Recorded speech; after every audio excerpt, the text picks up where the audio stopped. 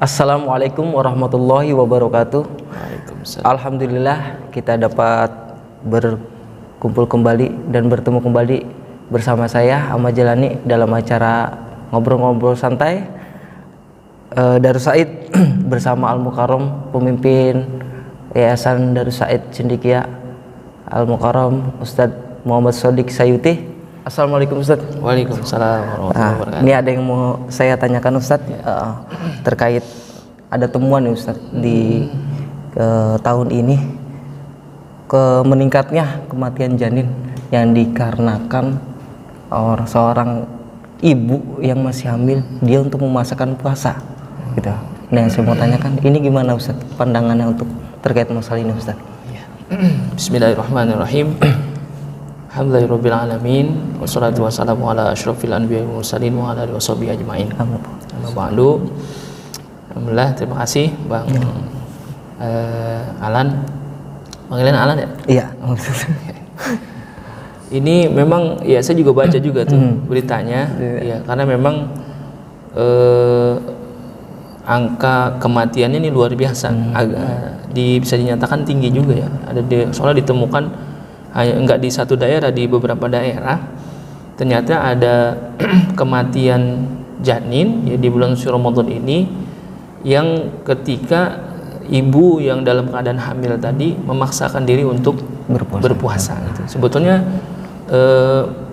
pandangan hukum syar'i itu seperti apa ketika orang yang hamil itu apakah dia harus puasa atau tidak.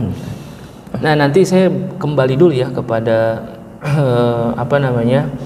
pendapat ulama nih. Nah, nanti kalau kita baca kitabnya di kitab Kasyifatus Saja'i itu Syekh Nawawi Al-Bantani ya, ada menyebutkan ini tentang hal-hal yang berkenaan dengan puasa ya. Salah satunya adalah ketika dibolehkannya orang itu tidak berpuasa di bulan suci Ramadan karena memang ada keringanan ya, rukhsah. Nah, di sana disebutkan dalam kaidahnya yubahul fitru fi Ramadan disitatin, dibolehkan orang itu berbuka ya di bulan suci Ramadan. Itu artinya berbuka ini artinya tidak puasa dia di bulan suci Ramadan itu disitatin untuk 6 golongan. Nah, ada 6 golongan yang dibolehkan untuk tidak berpuasa.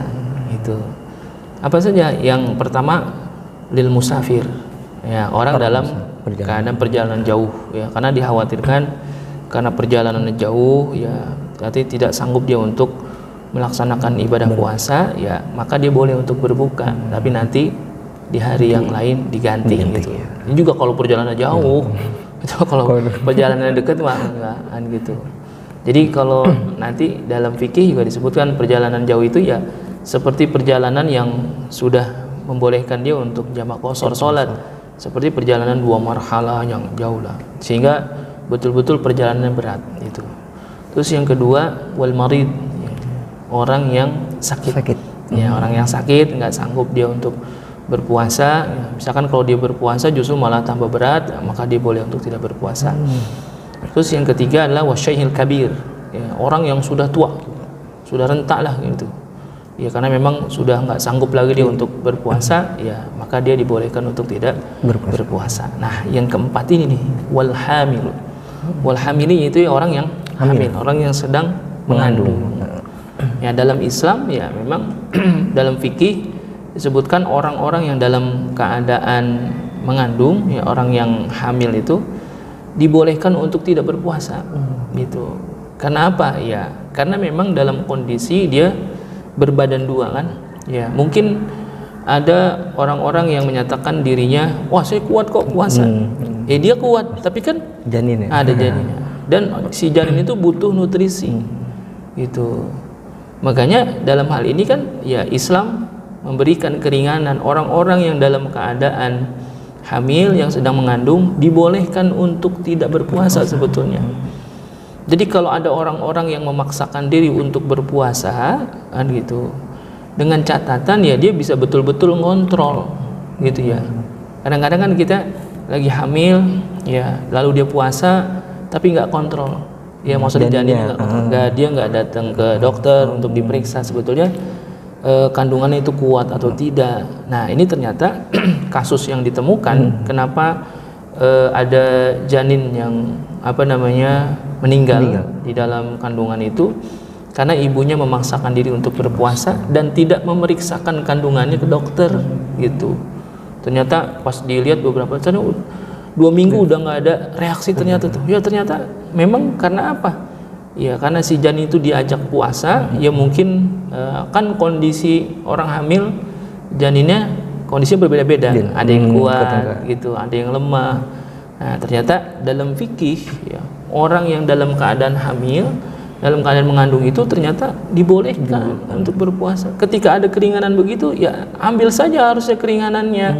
Itu dia jangan egois sendiri. Saya mampu kok, kuat itu. Ya, tapi kan nggak mikirin janin yang ada di dalam kandungan itu butuh nutrisi yang mungkin bisa jadi harusnya dia dalam kondisi kandungan, mungkin apalagi kandungan masih muda ya, awal-awal itu ya dia harus mendapatkan nutrisi yang lebih gitu seharusnya.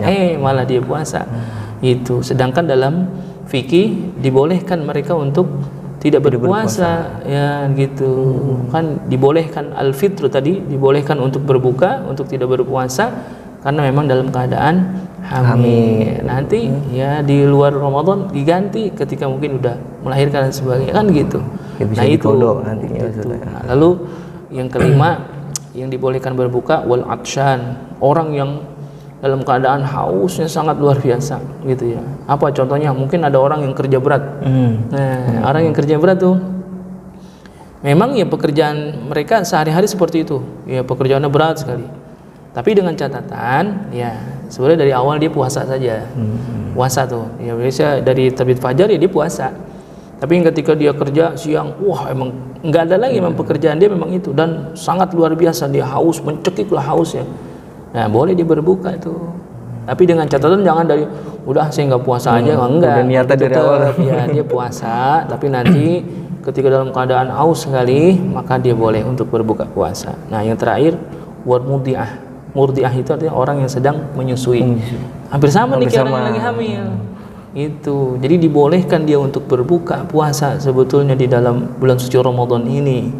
Itu. Nah ini ketika kembali lagi ke kasus yang tadi ya, ketika ada janin yang meninggal gitu karena ibunya memaksakan berpuasa, kan agama Islam itu artinya agama yang mudah.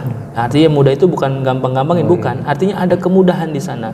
Tidak dipaksakan bagi mereka ketika mereka dalam keadaan hamil, tidak dipaksakan untuk berpuasa. Ada keringanan di situ, ada solusinya pasti secara hukum pun. Ya dia boleh untuk tidak berpuasa dengan syarat nanti diganti di bulan-bulan lainnya kan gitu. Makanya dalam hal ini ya perlulah berkonsultasi gitu ya. Ya jangankan orang yang hamil, yang tidak hamil saja, yang ketika dia punya penyakit ya, misalkan punya mah gitu, atau asam lambungnya tinggi, atau yang lainnya, misalkan ada orang yang gula darahnya tinggi atau apa, darah tinggi dan sebagainya. Ya ketika mau puasa ya dia koordinasi dulu ya, konsultasi kepada dokter, gimana dok saya boleh puasa nggak, kondisi saya seperti ini. Kalau dibolehkan ya silakan, boleh. Itu kita konsultasi kepada dokter, maksudnya apa ya, kita percayakan kepada ahlinya kan gitu. Dan ini angka kematian janin yang tinggi di Ramadan ini ya karena apa, ada beberapa ibu-ibu yang hamil itu tidak aware terhadap kehamilannya dan gitu, dia tidak kontrol terhadap kehamilannya dan merasa dia mampu untuk berpuasa gitu, padahal ada kondisi yang berbeda dengan orang-orang yang pada umumnya ketika mereka berpuasa. Nah ini menjadi penting, artinya apa, syariat pun mengatur untuk kita senantiasa melaksanakan apa-apa yang disyariatkan dalam agama, tetapi di dalamnya pun ada rukhsah, ada keringanan ketika orang itu punya kondisi-kondisi tertentu sehingga dibolehkan mereka untuk tidak berpuasa sebetulnya seperti itu. Dan ini senantiasa kalau memang itu ada hubungannya sama kesehatan, ada hubungannya dengan medis dan sebagainya, ya konsultasikan. Agama itu justru malah sangat menganjurkan itu, konsultasikan kepada ahlinya, kepada dokter, kepada ahli kesehatan, apalagi dia dalam keadaan hamil. Dan bahkan orang yang hamil itu kan lemah, bertambah lemah bahkan, karena luar biasanya kan gitu, karena dia harus berbagi nutrisi ya kepada si janin yang sedang dikandungnya. Makanya kalau kita dalam perkara ini jangan memaksakan diri ya, agama pun tidak pernah memaksakan syariatnya dengan sesuatu yang berat-berat, tidak. Ad-dinu yusrun, agama itu mudah, tapi bukan untuk digampang-gampangin, tetap ada ketentuan syariatnya. Dan tadi dalam kitab Kasyifatus Saja, Syekh Nawawi Al-Bantani menyebutkan ada 6 hal itu, ternyata orang hamil masuk di dalamnya ketika termasuk daripada golongan orang-orang yang dibolehkan untuk tidak berpuasa, salah satunya dalam keadaan hamil. Tuh. Seperti itu, Ustaz. Istri emang lagi hamil enggak? Enggak, Ustaz. Alhamdulillah belum, Ustaz. Iya, tambahin. Anak berapa? Satu, Ustaz. Tambahin lagi. Insyaallah, Ustaz, insyaallah. Banyak gitu. Alhamdulillah, terima kasih banyak Ustadz atas arahannya dan bimbingannya terkait masalah tahun-tahun ini. Angka kematian janin banyak ya bagi ibu-ibu. Ya kita udah tahu, udah dijelaskan dalam syariat Islam seperti apa orang yang orang sedang hamil langsung melaksanakan puasa. Intinya ada keringanan di dalam agama Islam, tuh ada keringanan untuk tidak berpuasa. Insya Allah di lain kesempatan kita dapat berkumpul kembali dalam acara ngobrol-ngobrol santai dari Said bersama Al-Mukarram Ustadz Muhammad Shodiq Sayuti. Assalamualaikum warahmatullahi wabarakatuh.